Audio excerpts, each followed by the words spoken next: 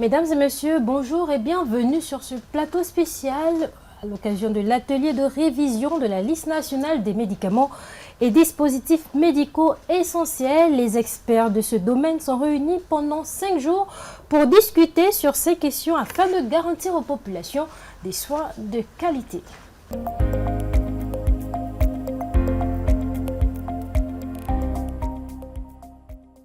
Nous repartons cette fois-ci, nous sommes avec le docteur Njibi Bettina, pharmacienne, avec elle nous allons essayer un peu de comprendre quels sont les dispositifs médicaux qui sont susceptibles d'être rajoutés sur la liste qui existe déjà. Bonjour docteur. Bonjour. Alors quel est votre rapport au sein de cet atelier qui s'est ouvert aujourd'hui à l'hôtel Nomade? Alors, je suis le chef de service pharmacie au niveau de l'hôpital militaire d'instruction Omar Bongo Oniba. Donc, mon apport en tant que pharmacienne est responsable au niveau de la structure et de justement voir dans quelle mesure on peut rajouter des produits, des dispositifs essentiellement ou des médicaments sur cette liste par rapport aux nouveautés qui existent aujourd'hui. Et si on veut mettre un peu un accent particulier sur les dispositifs médicaux, est-ce que vous pouvez nous en parler uniquement de quelques-uns, peut-être deux, on va se limiter à deux, qui sont susceptibles d'être ajoutés sur cette liste? Parlez-nous un peu, c'est quoi les spécificités? Pourquoi ces deux dispositifs devront être, si possible, ajoutés sur cette liste? Qu'est-ce qui fait leur particularité? Par exemple, là de tête, je peux parler du gazomètre. Ce sont de grandes pièces de gaz qui sont utilisées dans les structures hospitalières. Donc, au lieu de prendre des compresses déjà individuelles, ce sont de grandes pièces de gaz qui sont découpées et qui sont envoyées en stérilisation. Ça permet de faire déjà des économies. Ça nous permet d'avoir un grand nombre de compresses. Donc voilà, c'est une proposition qui a été faite sur la liste parce qu'elle n'existait pas. Il y a également des aiguilles de rachis. Donc des aiguilles de rachis qui permettent de faire des ponctions au niveau de l'anesthésie.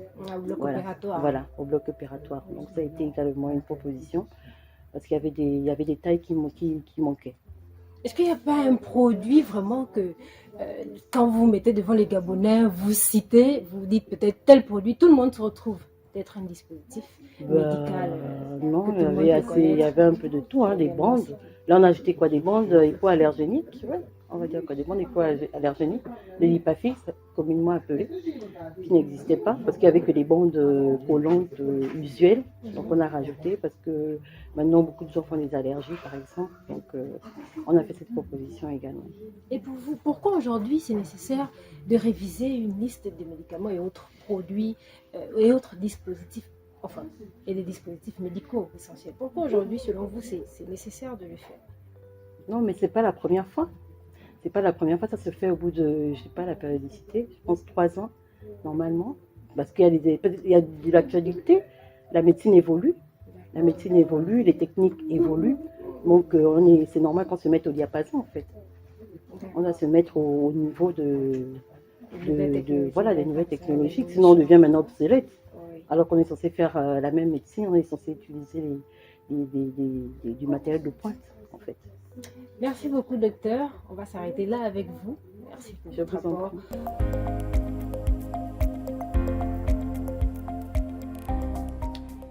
De retour sur ce plateau, cette fois nous sommes avec le docteur Mboué Kambo Ephrem.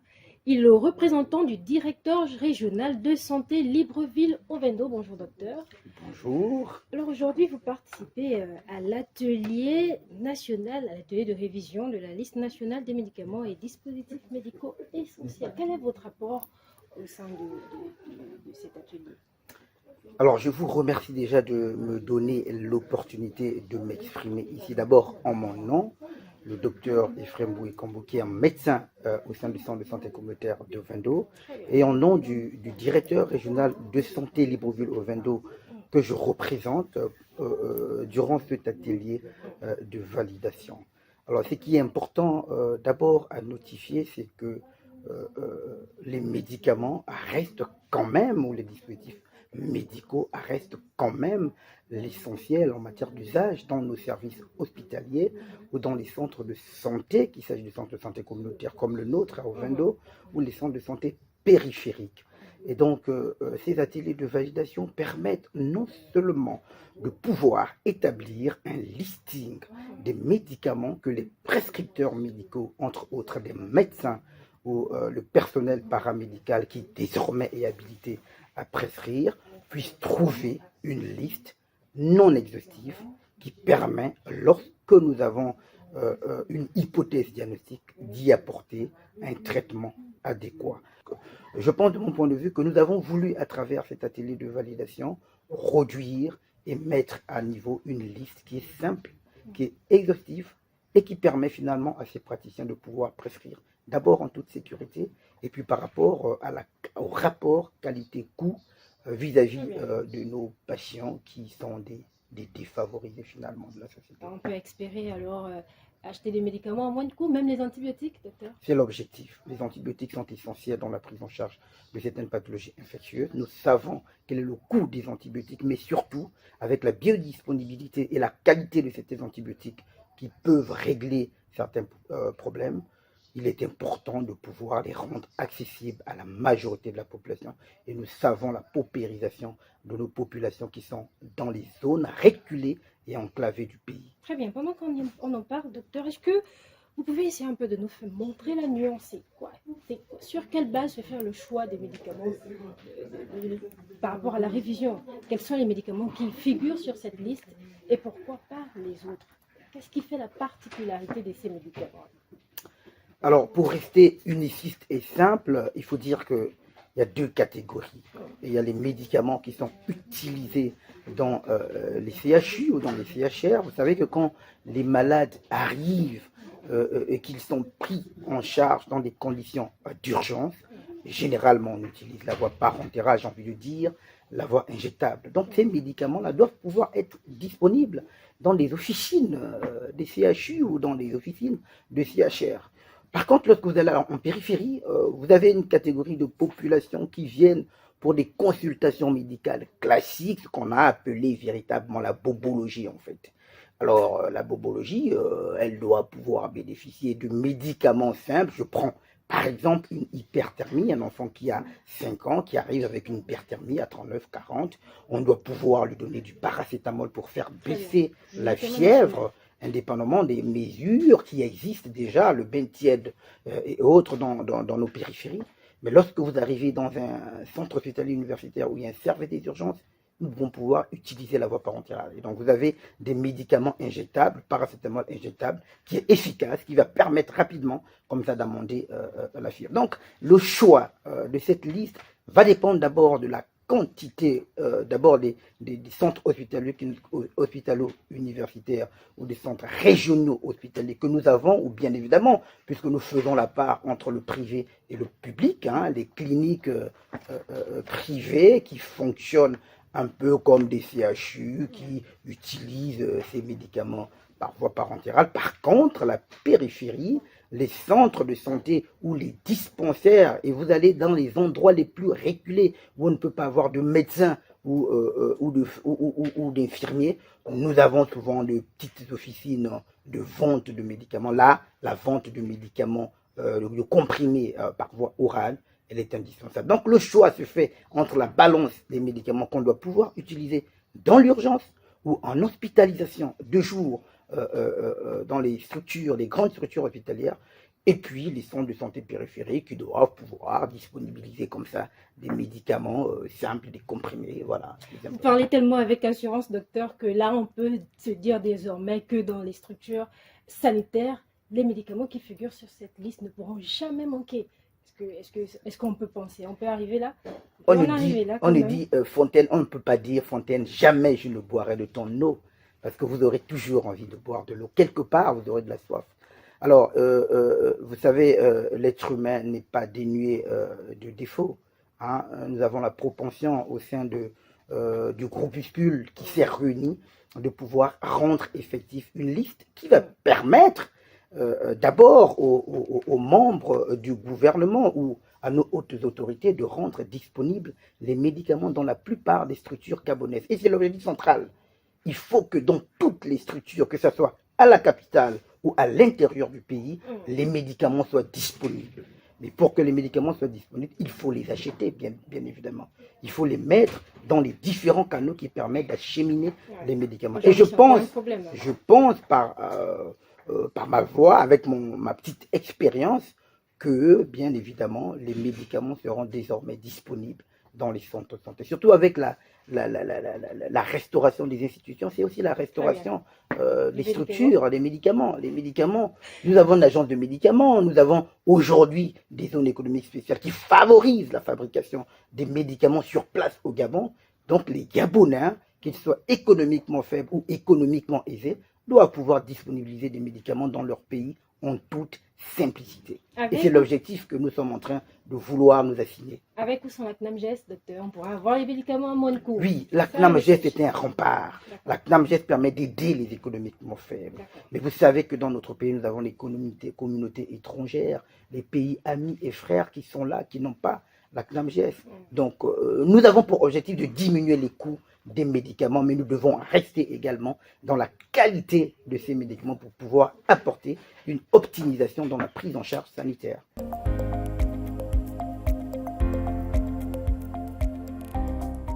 De retour sur ce plateau, nous sommes cette fois-ci avec un autre intervenant. Il s'agit là du docteur Ondo Yene Catherine, épouse Ondo Angon.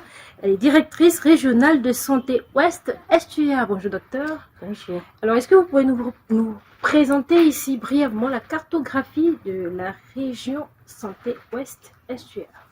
Je vous remercie pour l'opportunité. En ce jour où nous avons initié cet atelier de validation des médicaments et dispositifs médicaux essentiels à notre pays.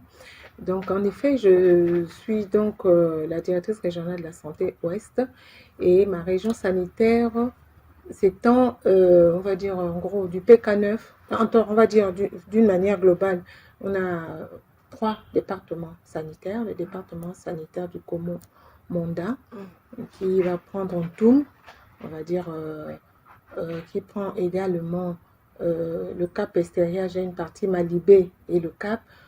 Bon, pour des raisons administratives et de cartographie, on inclut également, on va dire, le Komo Océan, c'est-à-dire ce qui est l'autre côté du comment ça s'appelle, la Pointe-Denis. On a Nionier, pour lequel on venait d'ouvrir une structure sanitaire.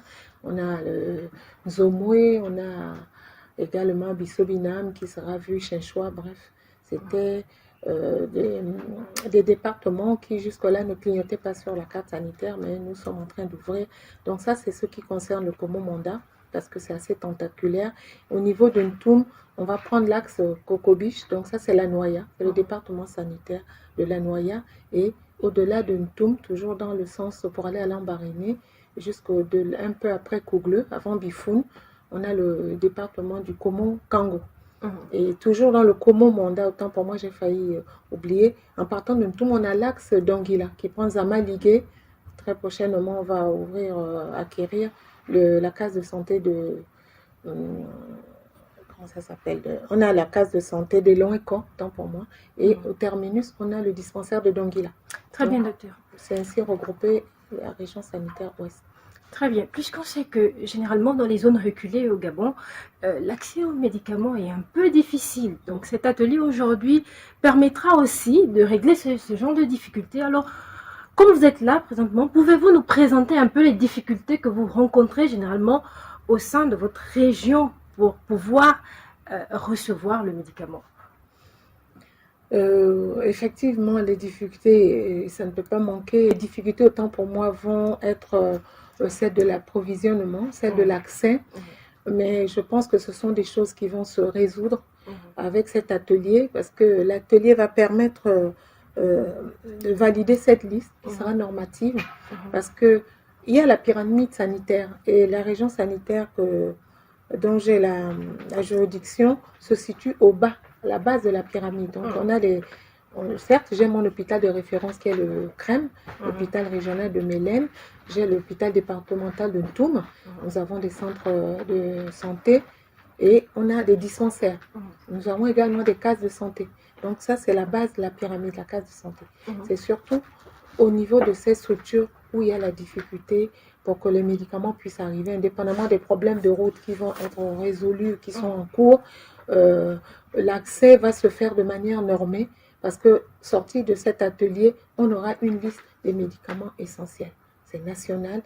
Et le besoin en médicaments dans un CHU n'est pas le même qu'un CHR, n'est pas le même qu'un hôpital départemental, encore moins d'un dispensaire et d'une case de santé.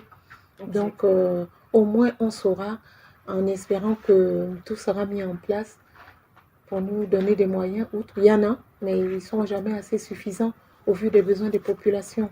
On veut agir sur le coup. On espère aussi qu'avec la CNAMGS, on avait commencé un travail qui va pouvoir se continuer pour pouvoir satisfaire, parce que c'est dans ces populations qu'on trouve beaucoup de Gabonais économiquement faibles. Donc le coût du médicament ne pourrait pas être le même pour le fonctionnaire, pour un groupe de population qui a les moyens de pouvoir s'octroyer des médicaments. Finalement, dans les endroits reculés, il y a des médicaments qui manquent très souvent. Est-ce que concrètement, on peut savoir, on peut avoir au moins 2 ou 3 difficultés que vous rencontrez très pratiquement? On va dire les difficultés premières. C'est vrai qu'il y a des budgets de fonctionnement qui sont pour les dispensaires, mais au vu des nombres, au vu des besoins, il y a des budgets, mais certes, ils sont insuffisants. On espère, on sollicite toujours chaque fois que ça soit un peu revu.